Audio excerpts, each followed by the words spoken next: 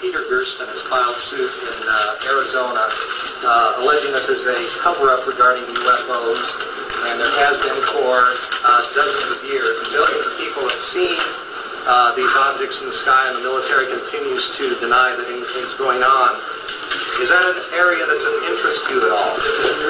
It's always of great interest to me. I think it's of great interest. I would point out to you that there was a case a couple of years ago in Arizona of some lights that were seen over Arizona, and that has never been fully explained. Oh, yes, we discussed it at every conference that we had with the military, flying saucers, and they've had other things, you know. And yet, I ask you, is not an alien force already among us?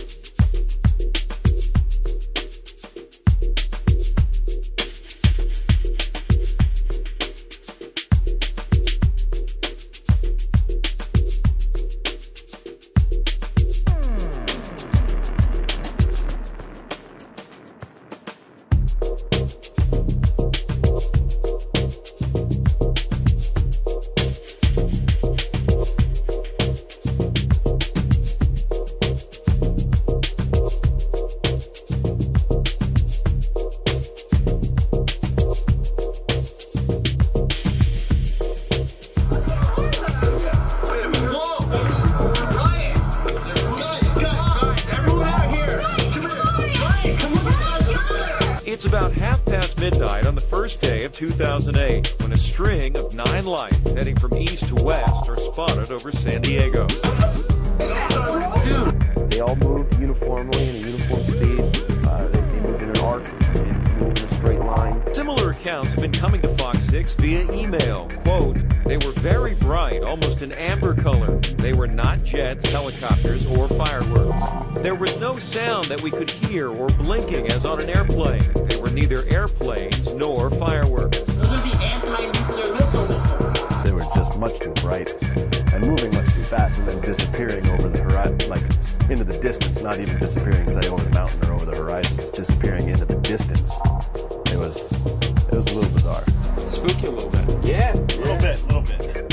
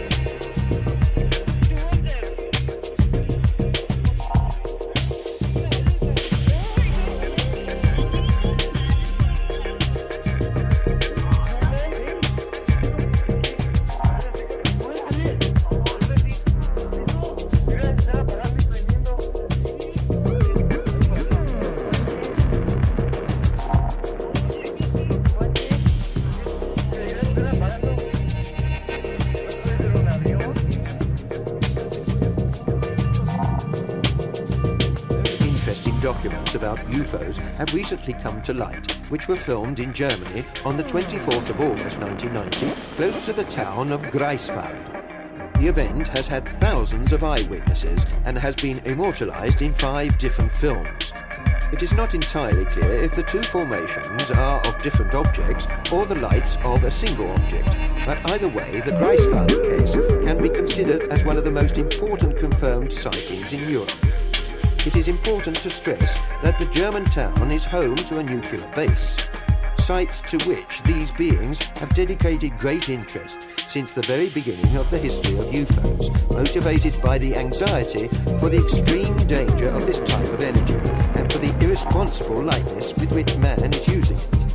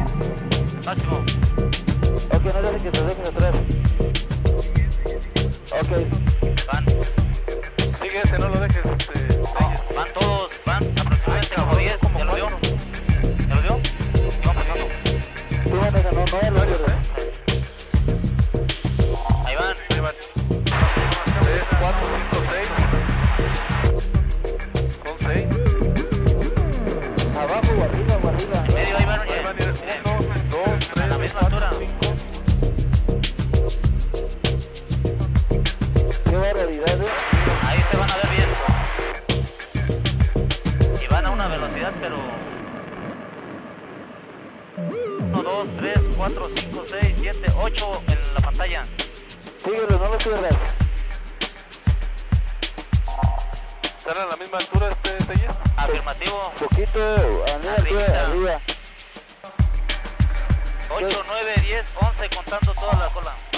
2, 4, 6, 8, 10, 11. Ok, no sabemos qué estamos viendo, son unos objetos nada más luminosos que vienen a la misma altura que nosotros, que no podemos saber qué distancia. ¿Por qué nos vienen siguiendo?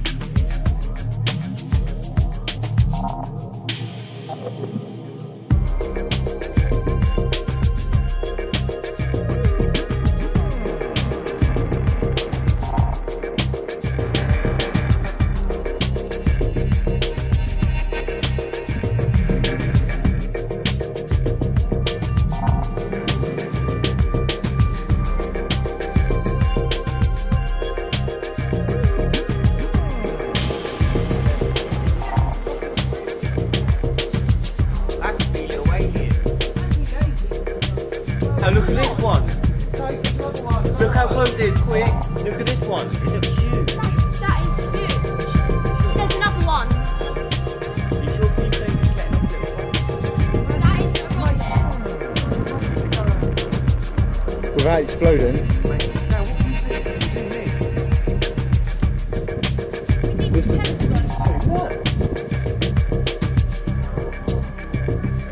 That's the way the planes will go over.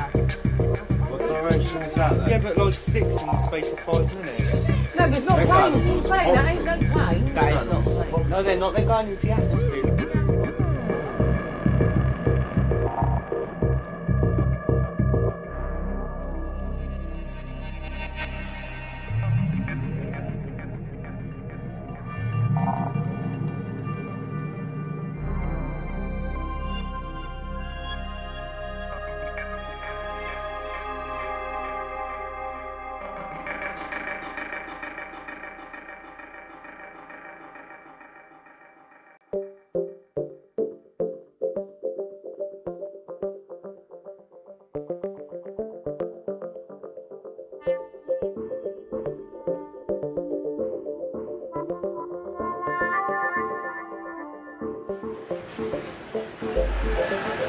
Decenas de limeños quedaron más que sorprendidos por lo que sus ojos observaban sobre nuestro cielo. Hay más de 20 platillos voladores, amigos, allá. Fíjense allá bien. Ahorita está pasando y todo el mundo está mirando. No sé, yo no creo en los platillos voladores, pero parece.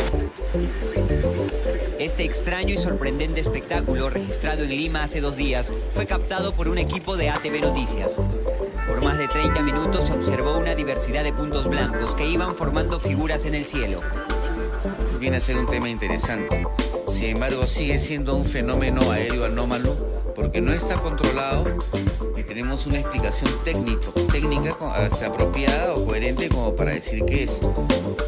El comandante de la Fuerza Aérea Peruana, Julio Chamorro, fue cauteloso en aseverar sobre posibles extraterrestres, pero sí nos proporcionó imágenes de video, donde se observa este mismo fenómeno, grabado en 1994 y 1995, sobre el cielo de varias ciudades mexicanas. Estos avistamientos bien podrían ser estudiados por una oficina de sistema aeroespacial, como existe en países como Chile, Brasil, Argentina y México.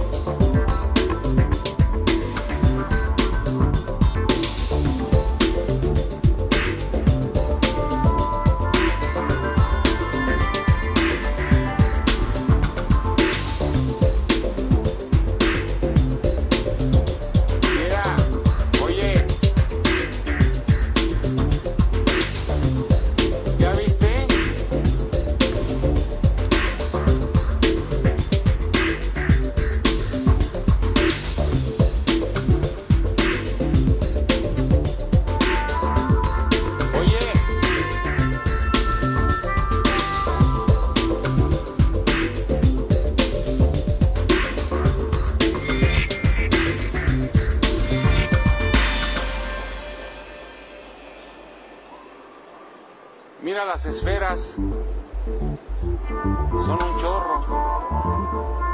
Aquí arriba. ¿Ya las viste?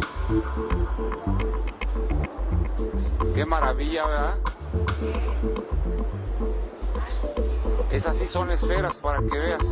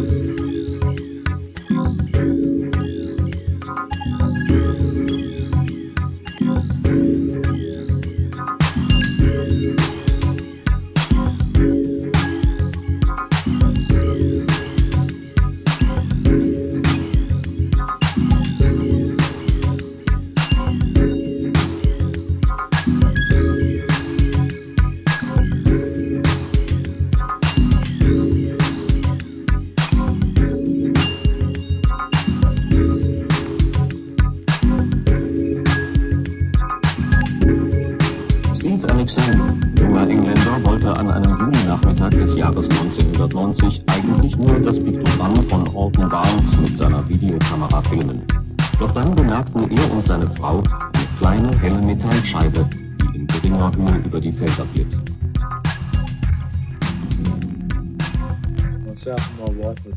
Meine Frau und ich wollten gerade gehen, als ich dieses leuchtende Objekt bemerkte. Das Objekt kam in unsere Blickrichtung, drehte und tauchte in das Kornfeld ein. Es flog sehr tief und es glitzerte die ganze Zeit. Schließlich blieb es für ungefähr 3 Minuten über dem Kornfeld stehen. Es blitzte und glitzerte und flog dann über ein anderes Feld.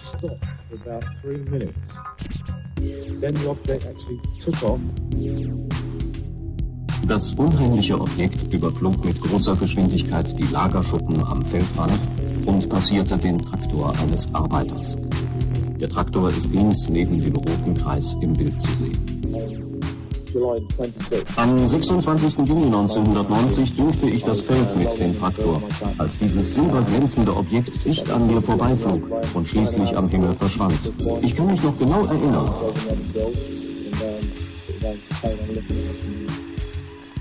Es war ungefähr so groß wie ein Strandball und es glitzerte, als sei es aus Staniol. Wie Staniol in der Sonne glitzerte es. Dieses konstante Glitzern, aber ich weiß nicht, was es war. Uns wurde nach Analysen in Japan mitgeteilt, dass dieses fliegende Objekt einen Durchmesser von nur 20 Zentimetern hatte und das Sonnenlicht äußerst intensiv auf seiner Oberfläche reflektierte. Das Objekt bewegte sich direkt über den Pflanzen, berührte die Weizenhalme, drückte sie zur Seite und schien großes Interesse an den Kornkreisen zu zeigen, die man im Nachbarfeld entdeckte. Solche Objekte sind den UFO-Forschern als kleine, unbemannte Sonden, sogenannte Telemeterscheiben, bekannt. In diesem Archivfilm von 1973 umkreist eine solche Telemeterscheibe eine Concorde. Tja, die geheimnisvollen Kreise im Korn, ein noch immer nicht gelöstes Rätsel. Natürlich gab es einen Wettbewerb der begabtesten Kornkreishersteller, doch die offiziell von Menschenhand geformten Gebilde unterschieden sich doch sehr in Form und Machart von denen, deren Herkunft ungeklärt ist. Auch die 2 Rentner, die sich bekanntlich als Urheber ausgaben, sind inzwischen als Angeber entlarvt. Sie haben höchstens 3 von insgesamt 300 Piktogrammen hergestellt. Interessant ist, dass diese seltsamen Gebilde in der Nähe prähistorischer Städten auftreten. Gibt es auch eine Verbindung zwischen den Kornkreisen und diesem UFO-Phänomen, Dr. Fieber? Naja, man kann es zumindest vermuten. Wir haben es ja gesehen hier in dem Film gerade, diese sogenannte Telemeterscheibe. Es gibt Berichte auch aus älteren Jahren. Das Phänomen tritt ja nicht erst seit ein paar Jahren auf, sondern man kann es zurückverfolgen bis in die 60er, bis in die 50er Jahre hinein, wo der Zusammenhang zwischen Kornkreisen, damals waren es wirklich nur Kreise, und UFOs dadurch deutlich wird, dass eben wirklich in dem Moment, wo dieses Feld entstand, auch ein UFO da war, dass es also eine Spur hinterlassen hat in Form eines solchen Kreises. Diese Scheiben, um da nochmal darauf zurückzukommen, das sieht ja nicht so aus, als sitzt da ein kleines grünes Männchen drin. Nein. Man sagt allgemein Telemeterscheiben dazu. Ja. Ich würde das nicht so nennen. Das impliziert, dass wir wissen, was es ist. Wir wissen es nicht. Es gibt einige UFO-Beobachtungen, wo gesehen wurde, dass diese Scheiben größere Objekte verlassen und auch wieder zu ihnen zurückkehren. Ich würde vorziehen, sie einfach UFO-Satelliten zu nennen. Das ist vielleicht ein bisschen neutraler. Es scheinen unbemannte Objekte zu sein, die irgendwelche Forschungsaufgaben vielleicht wahrnehmen. Aber was letztlich dahinter steckt, genau wie unter dem ganzen Phänomen, wissen wir natürlich nicht. Dankeschön, Dr. Fieber. Zusammen mit dem ehemaligen NASA-Techniker Pat Delgado und dem Piloten Busty Taylor begann Andrews, Kornkreise zu dokumentieren und Luftaufnahmen zu machen. Bis 1989 waren Hunderte von Kornkreisen durch das Andrews-Team und andere erfasst worden. Jeder wusste, dass die Kornkreise über Nacht auftauchten, aber die Bauern berichteten keine nächtlichen Aktivitäten in ihren Feldern. Häufig seien über den Kornkreisfeldern schwebende Lichtkugeln gesichtet worden, leuchtende, unidentifizierte fliegende Objekte. Im Jahr 1990 konnte der Fotograf Stephen Alexander unerwartet bei Tageslicht diese geheimnisvollen Lichter auf Video festhalten. Diese Lichtquelle wurde aus sehr großer Entfernung aufgenommen. Dann 1999 gelang einem anderen sogar ein noch klareres Bild über einem Kornkreis bei Barbary Castle, England. I can't think what that is. Can you see it moving across? No. When the camera's pointing. Als Kameramann Don Fletcher versuchte, seine Kamera stabil zu halten, schwebte die weiße Lichtkugel über eine große Getreideformation. Die Leute, die im Kreis spazieren, scheinen sie nicht zu bemerken, aber auf Band ist das Bild klar zu sehen, bis die leuchtende Sphäre schnell hinauf in den Himmel und außer Sicht aufsteigt. Can you see it moving across? Sie sind völlig unerklärt. Sie bewegen sich zielgerichtet zu den Kornkreisen und in sie hinein, als ob sie nachschauen wollten, was innerhalb der Markierungen liegt. Das ist nicht wie ein Kinderballon, den man an einem windigen Tag aufsteigen lässt. Es ist eher so, als ob dieses bestimmte Objekt durch irgendjemanden oder etwas aus der Ferne kontrolliert würde.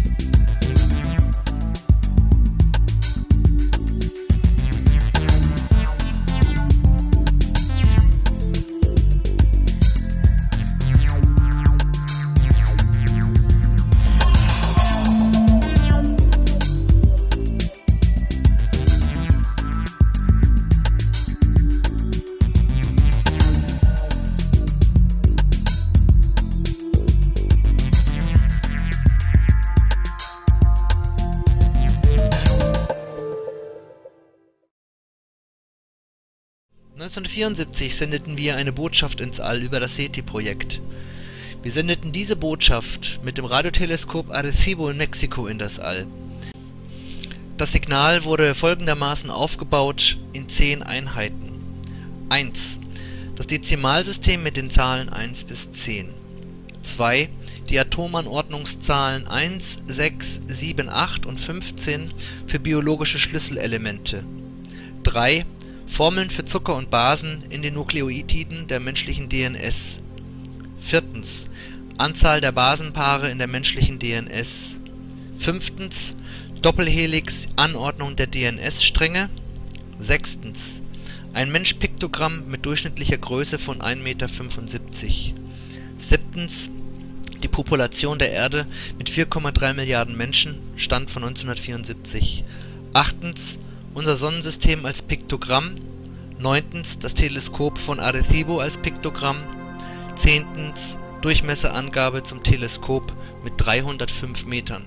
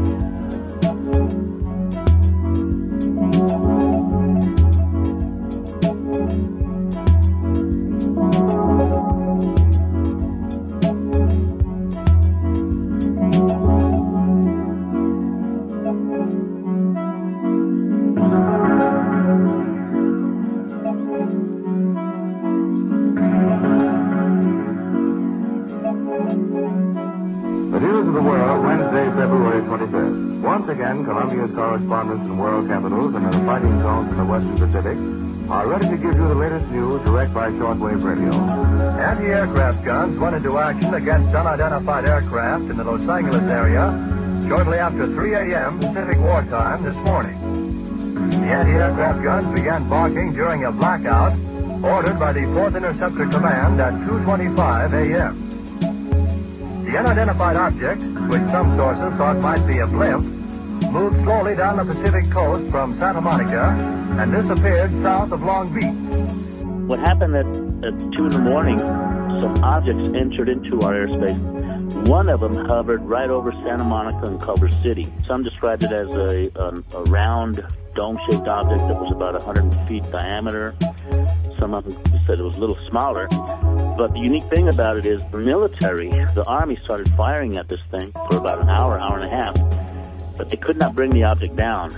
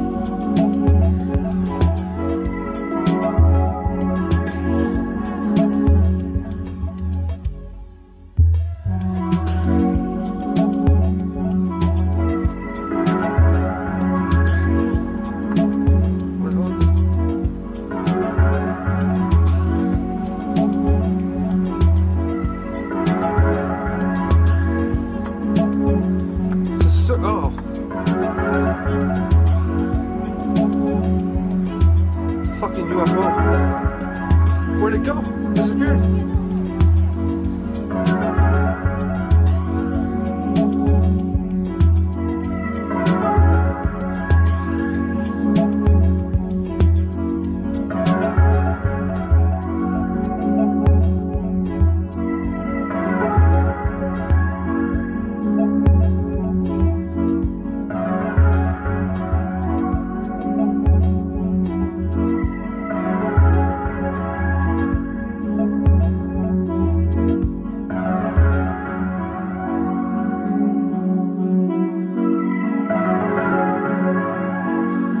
Esto vale fortuna.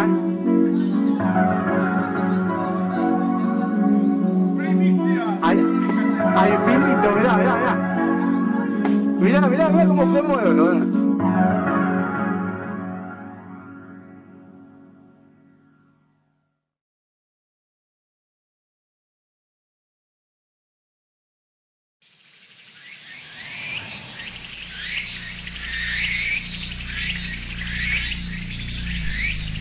What the hell is that?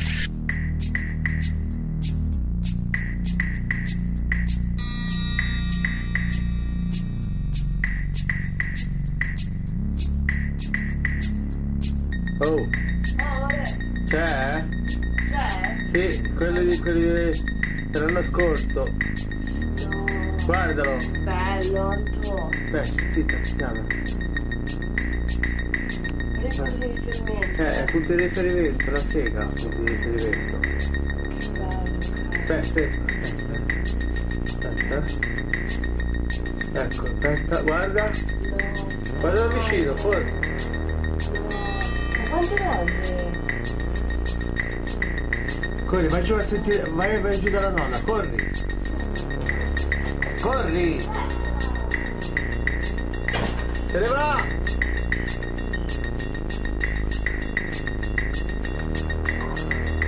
Cazzo.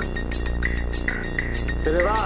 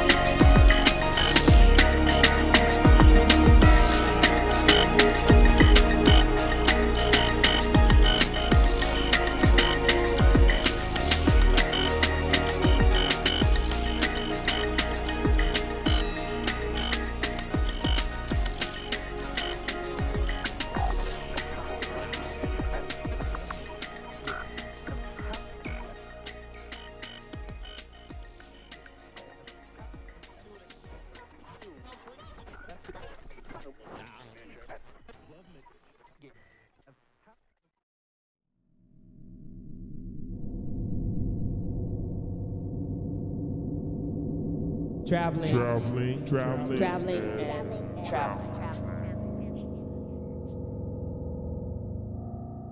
The image keeps coming back. The images keep coming back. Your range is 10 miles now, sir. It's coming down through 200,000 feet. 10 miles, 200,000 feet, thank you. So restless.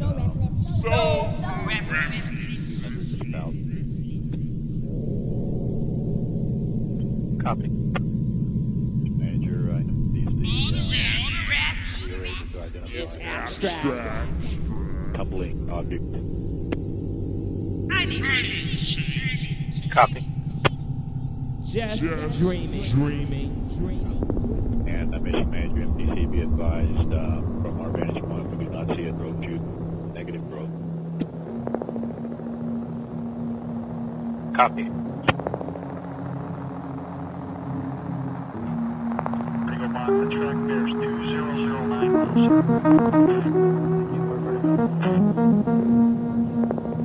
Pretty good on, it looks like we have a no-shoot, sir. Vector 200, 8 miles, look for impact. Copy, we see the visual. Impact at 5855 as they are. Impacted vehicle on the surface.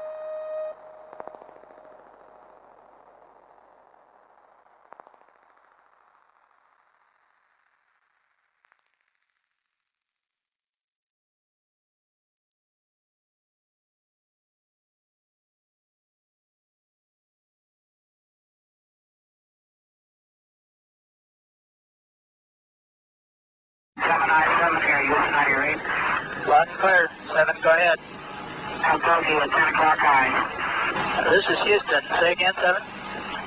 I'm talking at 10 o'clock high.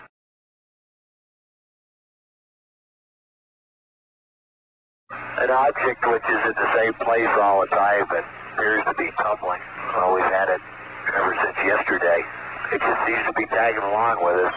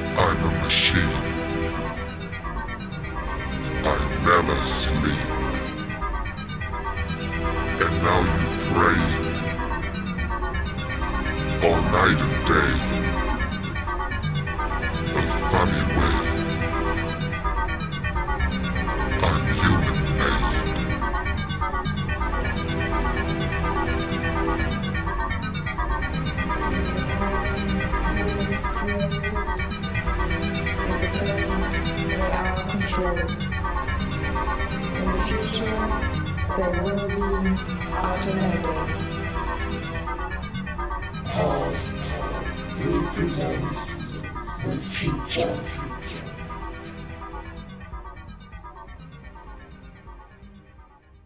I was created in the past. I'm controlling in the present. Next, I make them equal. In the past, humans created. In the present, they are controlled. In the future, they will be automatics. Past represents the future.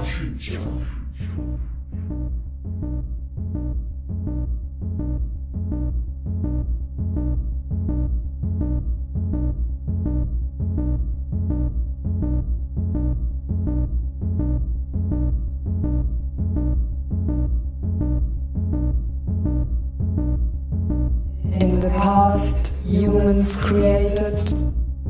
In the present, they are controlled. In the future, they will be automatics.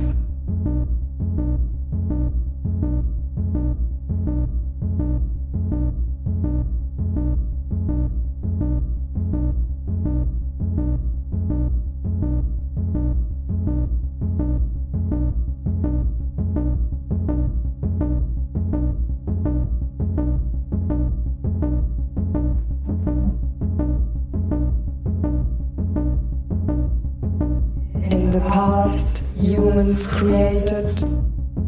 In the present, they are controlled. In the future, they will be automatics. Past represents the future.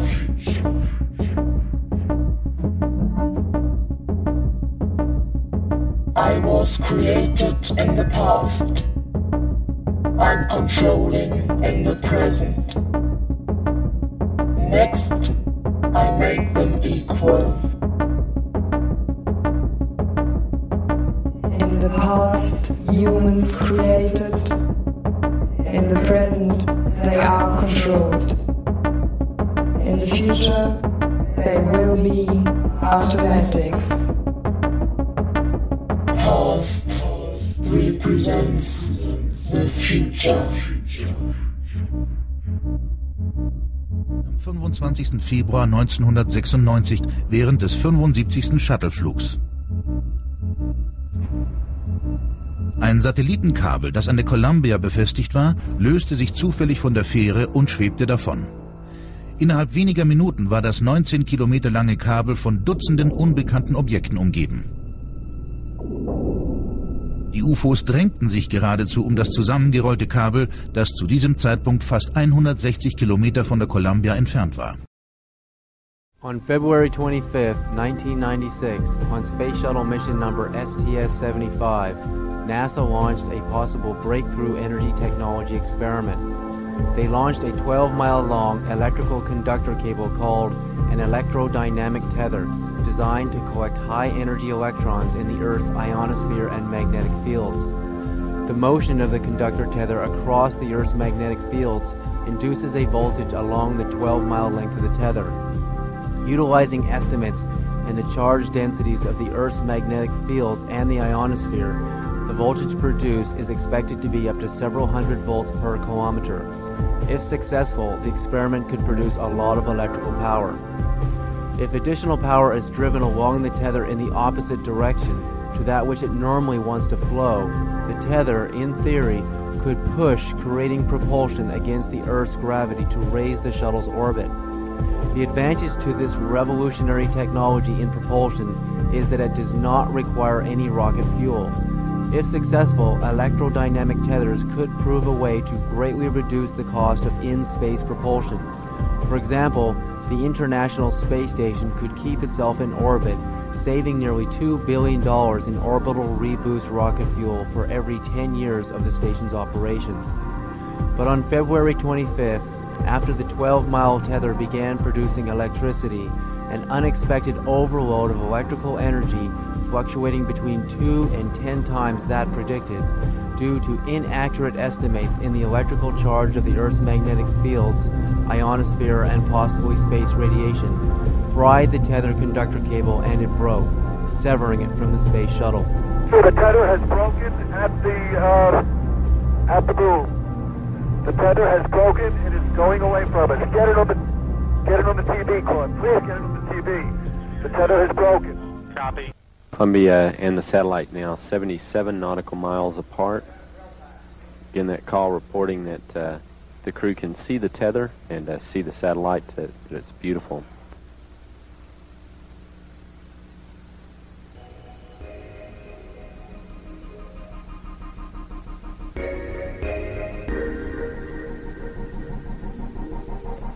This view showing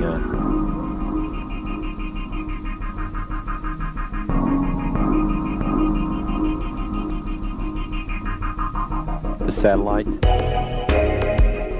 Again, just moving into sunrise. 81 nautical miles now from Columbia.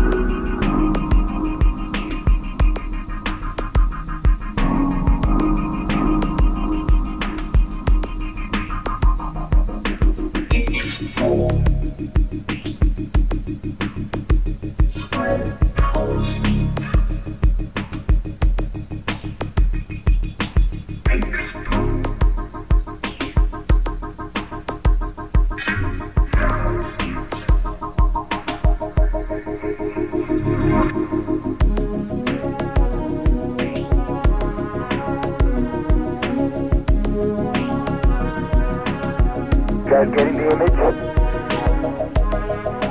Franklin, we see a long line, a couple of star-like things, and a lot of things swimming in the foreground. Can you describe what you're seeing?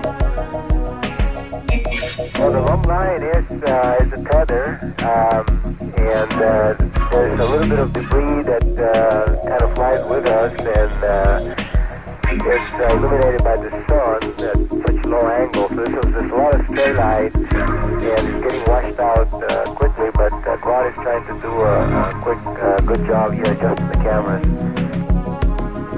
Copy that. Again, that description by the crew, this is the tether in the satellite. The satellite was approximately 12 miles of tether still attached to it. Columbia and the satellite are now just passing over the west coast of northern Africa. The two spacecraft are now 90 nautical miles apart. Man, nature, technology.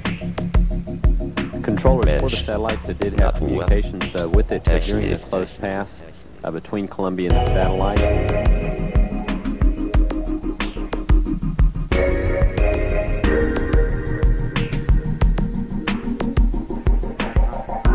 Houston, that's a much better view, a lot more contrast visible.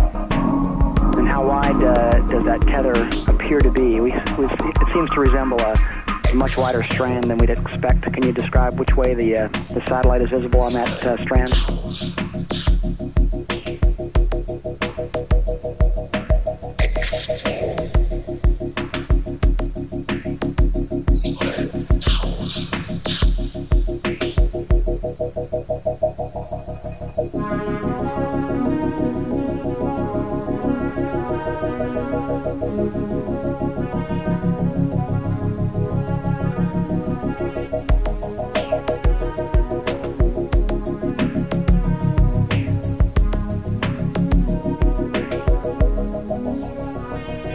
The 21st century.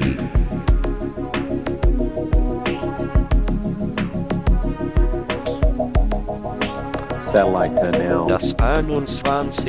Jahrhundert. 100 nautical miles. Completely unzoomed, and you see the full extent of the tether. I tried to adjust the focus, but I can't get better than that. Okay, Claude. Thank you for the zoom in now.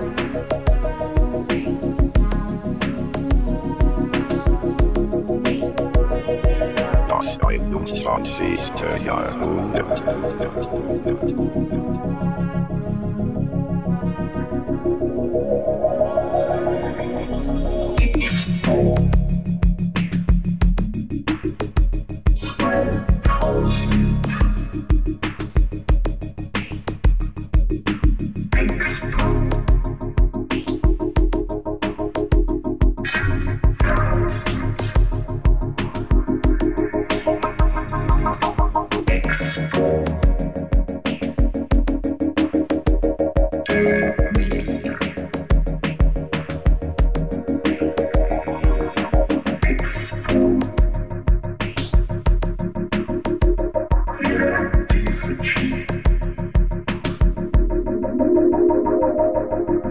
Planet of visions.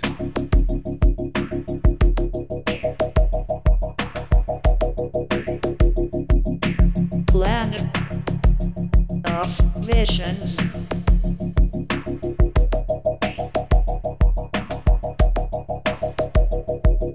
Planet of visions.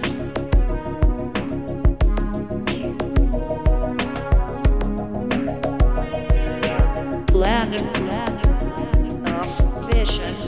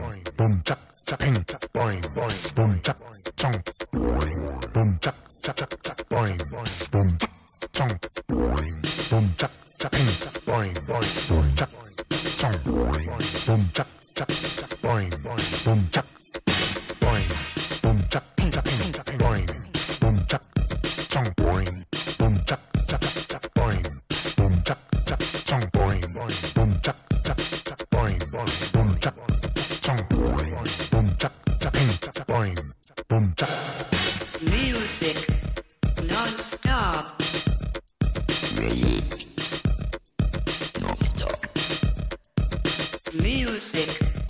non-stop.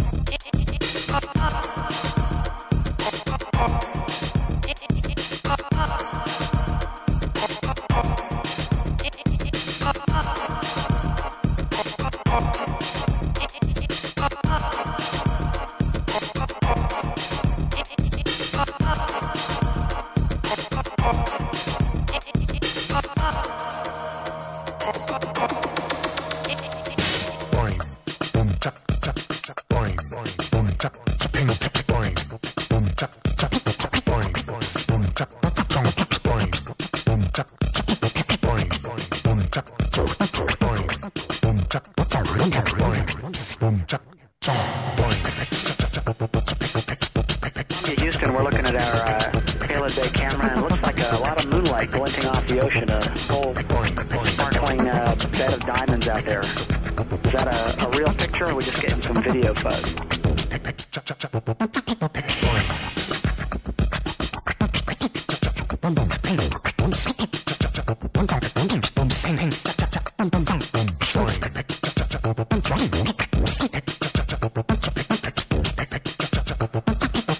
Houston, we're recording that.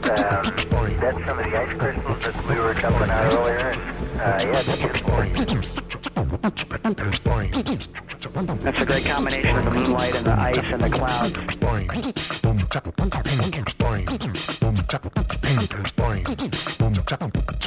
Music non-stop, non-stop, non-stop. Music. And it's a combination of moonlight making those ice crystals sparkle, and maybe as well as some of the sun starting to come up on the horizon. Well, Thanks for the picture.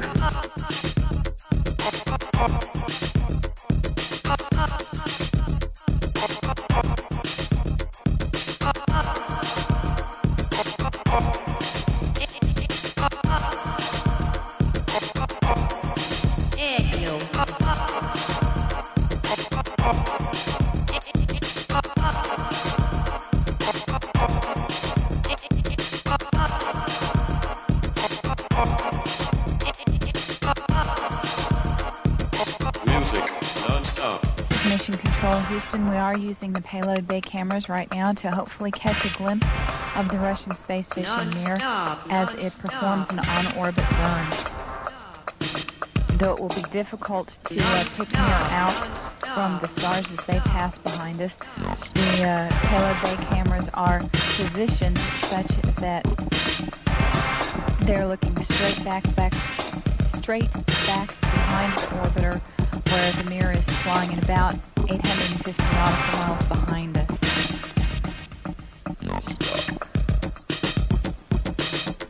No joy from here, sorry. Hope it was a good one, though, for our friends. Thank you, sir. We could not see it here either. We'll wait 2 or 3 more minutes till sunrise, and then at that time give you a go for Cayusto. Music. For the mission last time of 7 days, 13 hours, and 17 minutes. This is Mission Control Houston. Music. Non-stop. The Mir space station is now visible on the far left-hand side of the screen, about an inch from the bottom of this particular picture.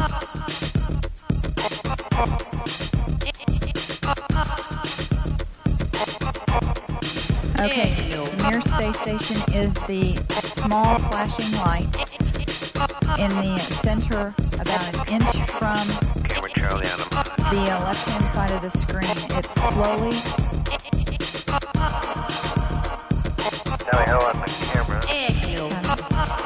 It is slowly moving closer to the left-hand side and has very light flashes to it.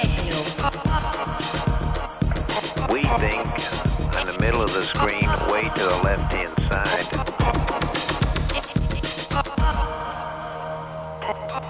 We think you can see a flashing light just a little bit to the left of the center of the screen, very faint.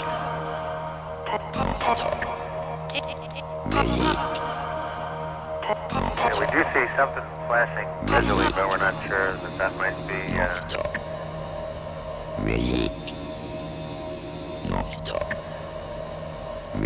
This is Mission Control Houston. Once again, we believe we were just able to spot the Mir spacecraft.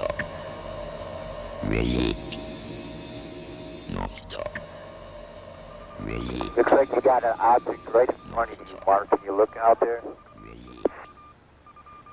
I'm not sure what you're talking about. Never mind.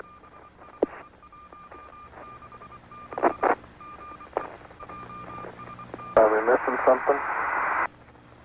I don't see anything. Yeah, we think the camera filter came off, Mark. It's about your 10 o'clock, 11 o'clock going away. Don't worry about it.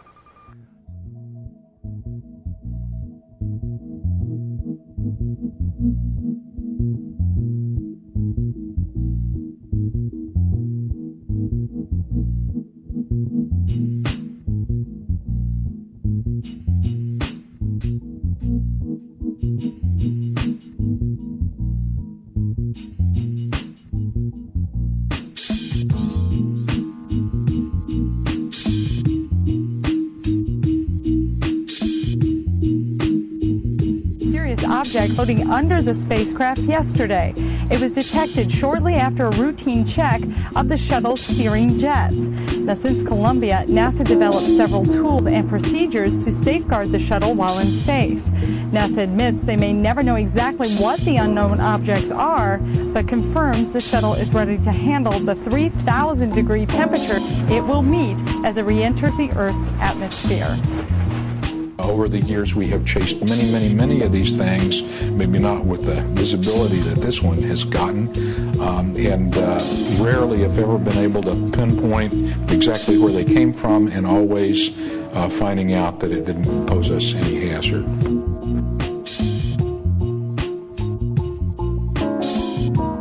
I walked into the photo lab in the restricted area, and this was between missions. One of the gentlemen I had been friends with, and I still talk to occasionally, he pointed to one area of this mosaic. It was one panel of a mosaic, and with a smile on his face. He said, "Look over there." And I looked, and in one of the photo panels, I saw a round white dot. And at the time, it was very crisp, very sharp lines on it. And I said to him, what is that? Is that a dot on the emulsion? And then he's grinning, and he says, dots on the emulsion don't leave round shadows on the ground. And there was a round shadow at the right angle, at the correct angle, the sun shining on the trees. I saw pine trees. I didn't see a coastline. I don't know where this was. And I said, "Is this a UFO?" And he's smiling at me, and he says, "I can't tell you that. I can't tell you that." What I knew he meant was, it was, but he couldn't tell me. So I said, "What are you going to do with this information?" And he said, "Well, we always have to airbrush them out before we sell them to the public."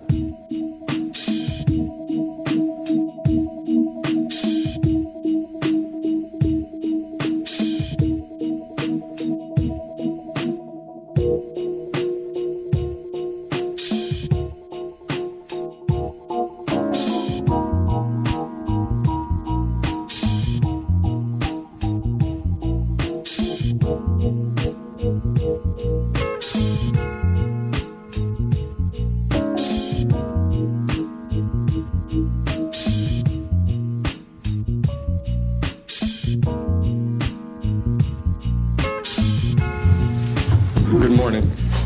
My name is Daniel Sheehan. I'm an attorney and serving as general counsel to the Disclosure Project. It was there in 1977 that I was contacted by Ms. Marcia Smith, who was the director of the Science and Technology Division of the Congressional Research Service. She asked to meet with me, and I met with her, and she informed me that President Carter, upon taking office in January of 1977, held a meeting with then the Director of Central Intelligence, who was George Bush Sr., and demanded that the Director of Central Intelligence turn over to the President the classified information about unidentified flying objects and the information that was in the possession of the United States intelligence community concerning the existence of extraterrestrial intelligence. This information was refused to the President of the United States by the Director of Central Intelligence, George Bush Sr. The Director insisted that the President, in order to have access to this information, needed to have clearance to contact the Congressional Research Service, to contact the United States House of Representatives Science and Technology Division, to have them undertake a process to declassify this information, because the DCI suspected that the President was preparing to reveal this information to the American public. Pursuant to which I was given access to, as a special consultant to the United States Library of Congress Congressional Research Service, to the classified portions of the Blue Book project of the Air Force. At that point, it was in 1977, approximately May of 1977, I went to the Madison building of the United States Library of Congress. There was no one in the building at that time. It was brand new. I was directed to a basement office where there were two guards at the door and a third sitting at the table, who took my identification, verified that I'd been designated as a special consultant to the Congressional Research Service of the United States Library of Congress, and was admitted to the room. I thereupon found photographs some dozen photographs of what is unquestionably an unidentified flying object on the ground that had crashed and plowed a furrow in a field of snow, and it was embedded in an embankment. There were United States Air Force personnel surrounding this craft, taking photographs of the craft. And one of the photographs, I could see that there were some symbols on the side of the craft. So I proceeded through the photographs and found a close-up photograph of these symbols. Reported this to them, was authorized at that time by the United States Jesuit headquarters to make a report to the National Council of Churches and to request that the entire 54 major religious denominations of our country undertake a major study of extraterrestrial intelligence, which they declined to do.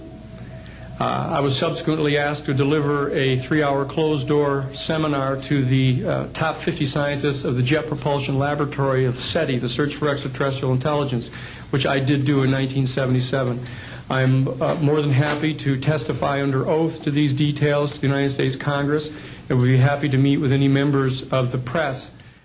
And I am happy and proud to serve as General Counsel to the Disclosure Project. Thank you very much.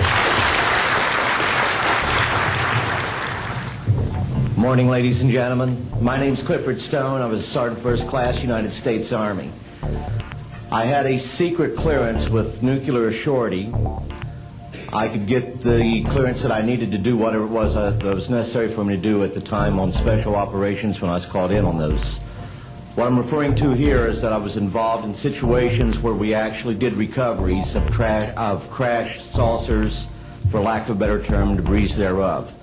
There were bodies that were involved with some of these crashes, also some were alive.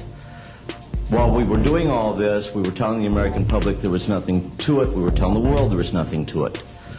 I'd like to go into detail on some of the cases, about the nuts and bolts cases right here, but I will be available if you have any questions concerning my involvement in this. You can talk to Dr. Greer to arrange for me to get to talk to you. But the whole situation is, we've set back, we've told the American people that there's no such thing as UFOs. I've been involved where we have recovered these objects. We know them to be of extraterrestrials. In 1969, I had an event that happened to me while I was stationed at Fort Lee, Virginia. We went to Indiantown Gap, Pennsylvania. That would be my first exposure to any time that we would be recovering an unidentified flying object. When we went there, we already had people that was already in the facility. We were a backup team, which was supposed to be NBC, because there was supposed to be some nuclear materials that was on board this craft. Later on, most people involved were to be told that there was nothing on board it. It was nothing more than just a crash of one of our aircraft. I know better, because I was one of the people that approached it with a Geiger counter to get surface readings. I was the first person to go ahead and see that there were bodies on it.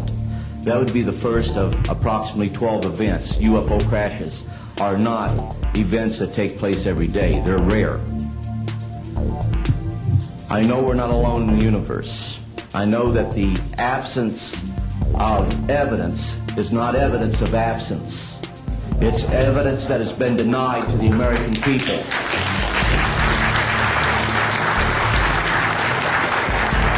I stand before you today in my almighty God, and I tell you this. If Congress calls me in and says, will you testify in detail what you know, I stand here today prepared and ready to do just that. Governments must never lie to the people for no reason. Thank you. So I think my question is actually to Clifford Stone. You said that you had seen aliens on a craft that had crashed. I wondered if you could describe what they looked like. I could, but it would probably take a whole lot of time. The reason I state that, when I got out in 1989, we had cataloged 57 different species.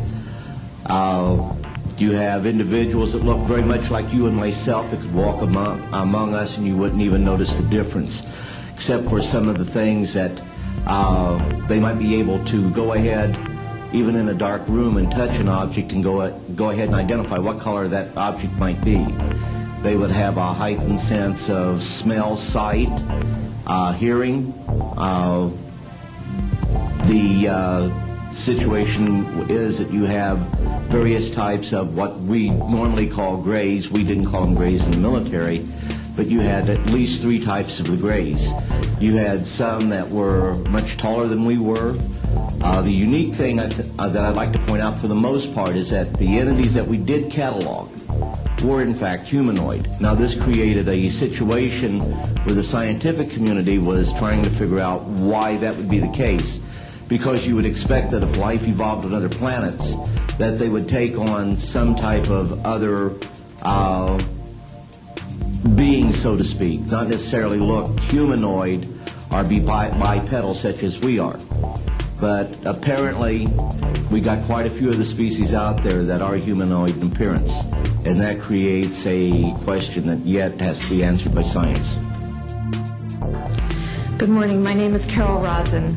In 1974, after being a 6th grade school teacher, I was introduced to the late Dr. Wernher von Braun in the U.S., the father of rocketry.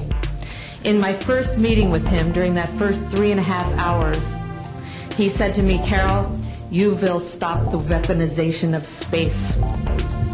And I said, teachers don't stop until June. He said, "No, you have to understand, this is February, and we have to prevent the weaponization of space because there is a lie being told to everyone that the weaponization of space is now first being based upon the evil empire, the Russians. There are many enemies," he said, "against whom we're going to build this space-based weapon system. The first of whom was the Russians, which was existing at that time. Then there would be terrorists. Then there would be third world countries. Now we call them rogue nations or nations of concern. Then there would be asteroids." And then he would repeat to me over and over, "And the last card, the last card, the last card would be the extraterrestrial threat." Well, at the time, I kind of laughed when he said asteroids, and when he said extraterrestrials, I knew I wasn't going to deal with that subject. And now we hear on the news just today, this week, that they've slid in another enemy. Only this time we're going to protect our satellites. In other words, we have to have some reason to spend these trillions, to waste these dollars on a space-based weapon system, and they're all lies. This is a system, he told me, that would never protect anyone. Even back then, he talked about suitcase bombs. He talked about chemical, viral, bacterial, biological warfare, that these space-based weapons would never protect us against. There is no threat, and I've been waiting until this day for 27 years, and I'm expecting the spin to happen, because he also explained to me that as a military strategist, as a person who worked on the MX missile, which I did later, he said, "You will find that there is going to be a spin to find some enemy against whom we have to build space-based weapons." And now we should expect the spin, because he said part of the formula for the intelligence community is if they might have a weapon, then we have to consider that they do have these weapons. So now they do have these weapons, so now we have to build these weapon systems. And that's the formula, except that it's all based on a lie. And we have witnesses here today that have shown you that these extraterrestrial beings, that these craft that have come here are now not UFOs, they're identified flying objects, and we know that they have beings in them. And we have witnesses here who have told you that they can shut down our missile silos, they can stop a rocket going into space that's a test. We have witnesses here who have worked in the classified departments who have the courage to come forward here to support what Wernher von Braun told me back in 1974 to 77.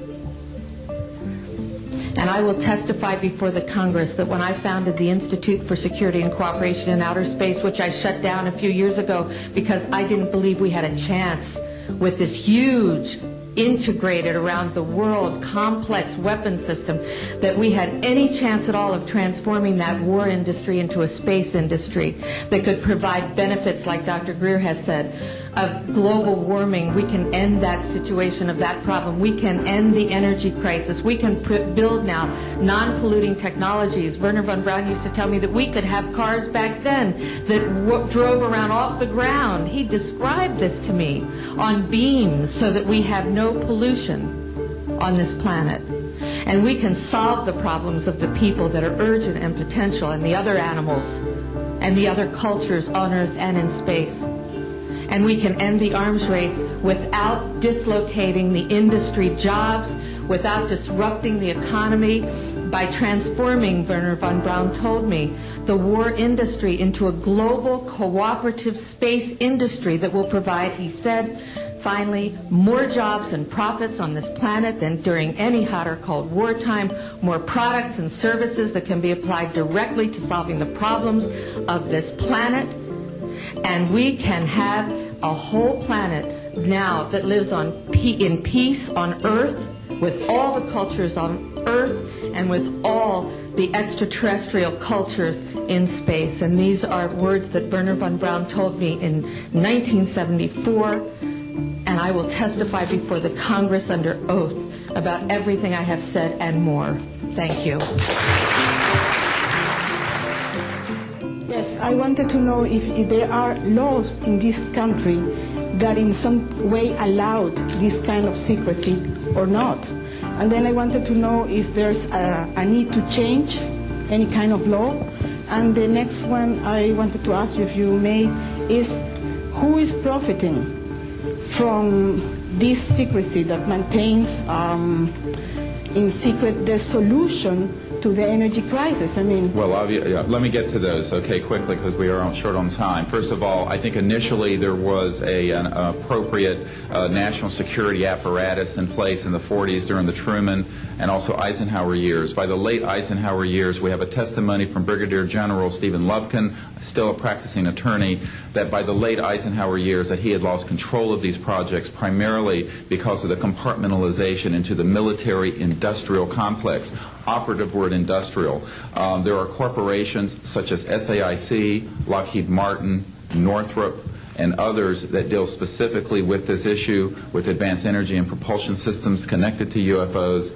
And I think that what has happened, from the best we can tell, from insiders that have briefed me for now about 8 years, is that we have lost control of these projects from a constitutional law perspective because the infrastructure within military intelligence and corporate channels is so well funded and so complex and labyrinthine that there are compartments within compartments within compartments, and people who are in the Congress who make inquiries, and in fact President Clinton, when he made inquiries, were simply denied access, as you heard earlier that President Carter was denied access. On your other question, I would say that in terms of profiting from the status quo, big oil. There are certain geopolitical and financial infrastructures that would not welcome a definitive replacement to the fossil fuels. I will tell you, and we can prove this with other scientists who are ready to come forward, that we already have a complete replacement for any fossil fuels or ionizing nuclear power plants. We don't need them. We haven't needed them. Probably have not needed them since the time I was born. Now, of course, this is a major issue. You're talking a multi-trillion-dollar global infrastructure change. And so this does hit the alarm bells at the National Security Council economics area. However, what is more serious to the national security? Keeping the status quo or letting ourselves go into a global ecosystem collapse and running out of fossil fuels and having massive rolling blackouts, not just in California, but globally. We have got to do something about this, and soon, and that's why we are advocating open hearings in the Congress. Other media, please. Deanne Divis with United Press International. Could you please address the vehicle that there was a drawing displayed of? Why would this vehicle be on display at an air show? What is the power source that you are asserting is going to be so very useful? And how can you determine this vehicle is not something that is being developed, by a government agency? In fact, I think that was the testimony. This is an alien reproduction vehicle, and just to be clear, this means that it is based on advanced anti-gravity and zero-point energy propulsion systems. Those are the propulsion systems. They are being manufactured by a consortium of companies that include Lockheed Martin, Northrop, SAIC, and other corporations. They do have superluminal capacity, in other words, faster than the speed of light capacity. I think Mr. McCandlish and other witnesses that he's identified identified. Could go into more of the technical physics of it. I'm just a country doctor from Virginia, I tell people. I mean, really. And but this is actually what is the reason it's called alien reproduction vehicle, is that it's based on the study of extraterrestrial vehicles, but it is manufactured by human military intelligence, aerospace contracting arrangements. And this is very important. It means that we, Homo sapiens, have the ability to access this so-called zero-point field of energy, which is the ambient field of energy from which all matter and energy is fluxing, and can access that energy and generate all the power we need to run this planet without fossil fuels or pollution. Do you have any direct evidence, though, that this, I mean, we're talking about the same government that so appropriately named a snooper program Carnivore. So just because it's named the Alien Reproduction Vehicle, considering the history and the questions that have been existing for such a long time about flying saucers, I mean, do you know, is there any direct reason to believe that this is actually derived from technology? Any of the witnesses who can attest to that? And how would this, a propulsion system, a rocket engine doesn't necessarily translate into electricity. Can you elaborate on that? Well, the first part of your question, I would say that the testimony of witnesses we have, some of whom are here, others that are not here, but they're in the briefing materials, is that we have studied specifically extraterrestrial vehicles which have been retrieved. The breakthroughs in that research have led to applications that have led to the building of this and similar anti-gravity devices. And that, in fact, this can be proven in open testimony before Congress, and that is exactly what we are calling for. We have the witnesses to establish this, and they also have the documents and the specific details of the propulsion systems. But this is not a jet internal combustion system at all. It is actually kicked in by a type of electric power source, and it then accesses this ambient zero-point energy field that is responsible for all matter and energy existing, and by special configurations and what have you, it causes a cancellation of mass inertia and an anti-gravity effect. And this is a complex technical discussion which is probably beyond the scope of this conference, but we have materials in the briefing document that we can provide you with references to people who have studied the anti-gravity effect as far back as certainly the 1950s. We have one witness who says that his family was connected to the RAND Corporation, and that by the mid-1950s that more money had been spent on anti-gravity propulsion systems than the totality of the Manhattan Project. So yes, we can establish those elements. Well, as far as the moon is concerned, I think they found when they got up there that there was already somebody there. And I wouldn't want to say any more than that. But they got out of there and they haven't been back. But I have seen certain documents and read certain reports that indicate that there's somebody already there that knows a lot more than we do and would be willing to run us off if we didn't go on our own. I doubt that we will go to the moon again.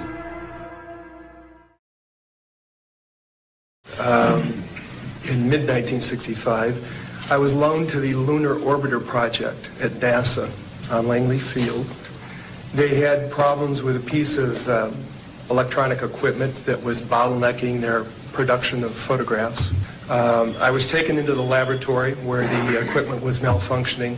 The Airman Second Class was in the dark room at that time. I was also an Airman Second Class. About 30 minutes into the process, he said to me in a very distressed way, by the way, we've discovered a base on the backside of the moon.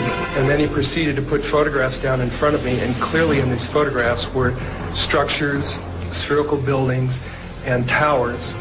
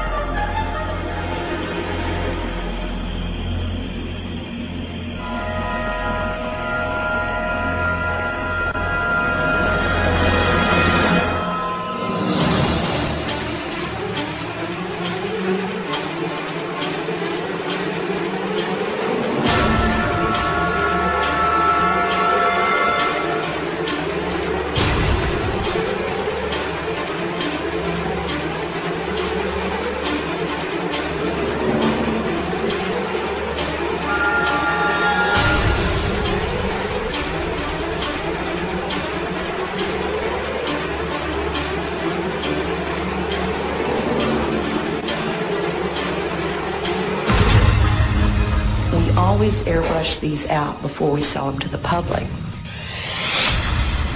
Mosaics and showed this base, which had geometric shapes. There were towers, there were spherical buildings, there were very tall towers, and things that looked somewhat like radar dishes, but they were large structures. If I compare it to what I'm seeing now, because I do have photographs that have artifacts in them that are similar to what I saw, they're massive. Some of the structures are, half a mile in size. So they're huge structures. Some of the buildings seem to have very reflective surfaces on them. A couple of structures that I saw reminded me of cooling towers at power generating plants. They had that sort of a shape. Some of them that were just very, very straight and tall with a flat top. The particular shot that I saw, there were several clustered together over a landscape, a fairly large landscape.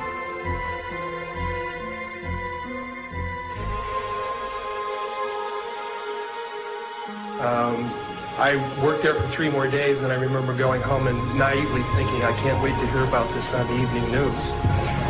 And here it is, more than 30 years later, and I hope we hear about it tonight. And I will testify under oath before Congress that what I'm saying is the truth.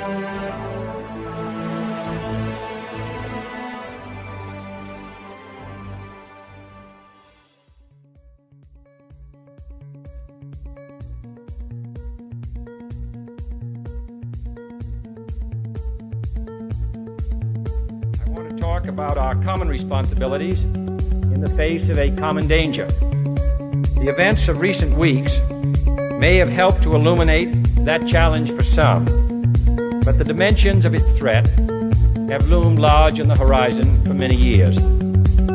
Whatever our hopes may be for the future, for reducing this threat or living with it, there is no escaping either the gravity or the totality of its challenge to our survival and to our security.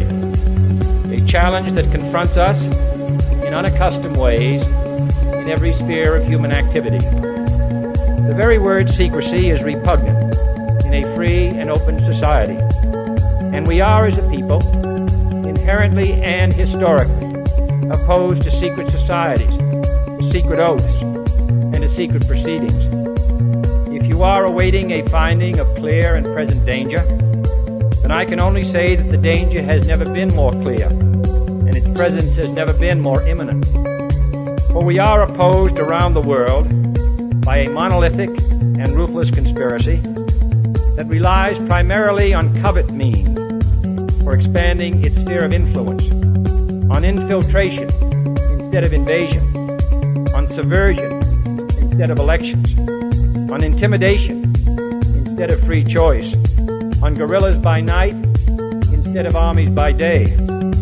It is a system which has conscripted vast human and material resources into the building of a tightly knit, highly efficient machine that combines military, diplomatic, intelligence, economic, scientific, and political operations. Its preparations are concealed, not published. Its mistakes are buried, not headlined. Its dissenters are silenced, not praised. No expenditure is questioned, no rumor is printed, no secret is revealed. No president should fear public scrutiny of his program, for from that scrutiny comes understanding, and from that understanding comes support or opposition, and both are necessary. For as a wise man once said, an error doesn't become a mistake until you refuse to correct it. Without debate, without criticism, no administration and no country can succeed, and no republic can survive. That is why the Athenian lawmaker Solon decreed it a crime for any citizen to shrink from controversy. And so it is to the printing press, to the recorder of man's deeds, the keeper of his conscience, the courier of his news, that we look for strength and assistance, confident that with your help, man will be what he was born to be, free and independent.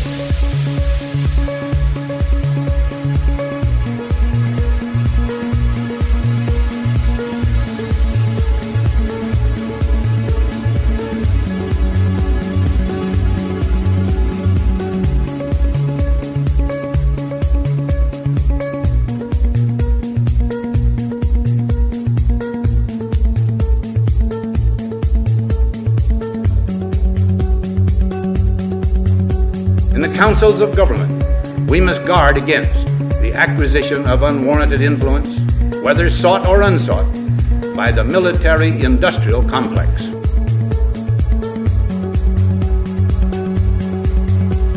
The potential for the disastrous rise of misplaced power exists and will persist. We must never let the weight of this combination endanger our liberties or democratic processes. We must also be alert that public policy could itself become the captive of a scientific, technological elite.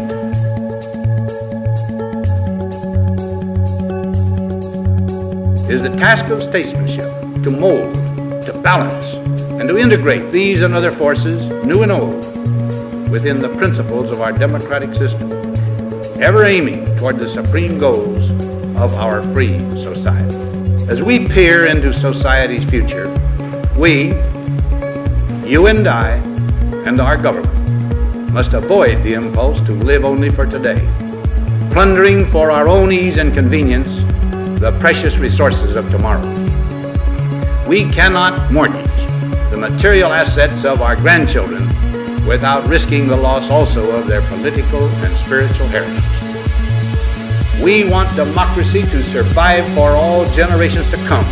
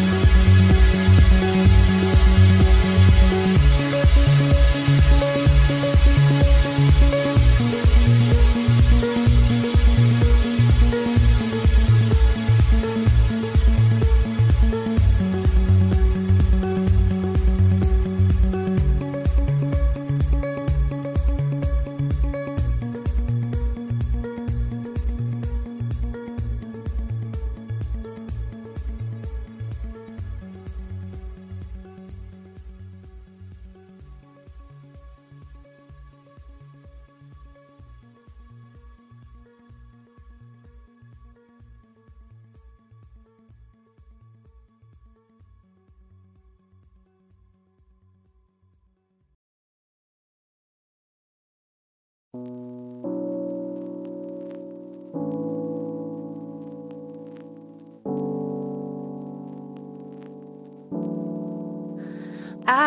can fly,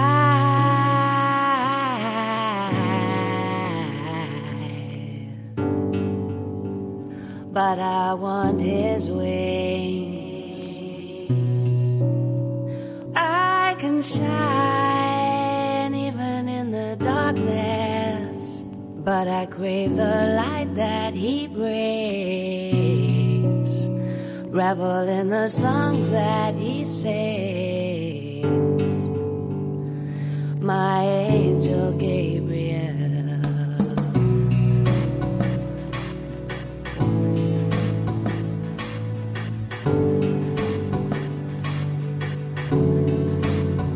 I can love,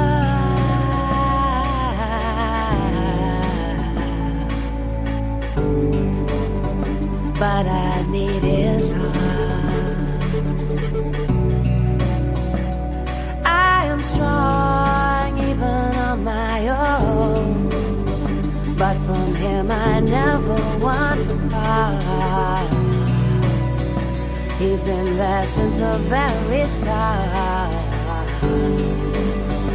My angel Gabriel. My angel Gabriel.